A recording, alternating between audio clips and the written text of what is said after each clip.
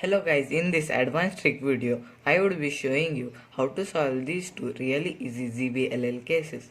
For the first case, we can recognize this case by having this everything solved. Everything is solved. So to do this, we do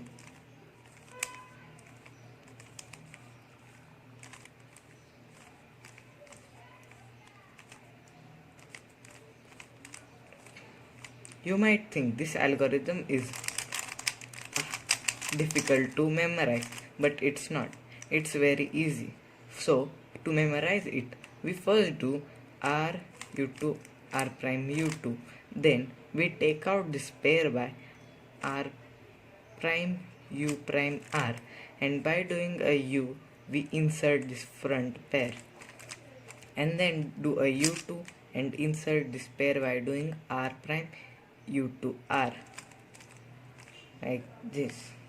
For the second case, when we have a h perm on all this, so to do this we do wide r u wide r prime 3 times r u r prime u prime r u r prime u prime r u r prime u prime r u r prime u prime, and just do wide r u prime r prime. Thank you for watching this video. If you find this helpful, please like and share this video and subscribe to my channel Cubing Tips and Tricks.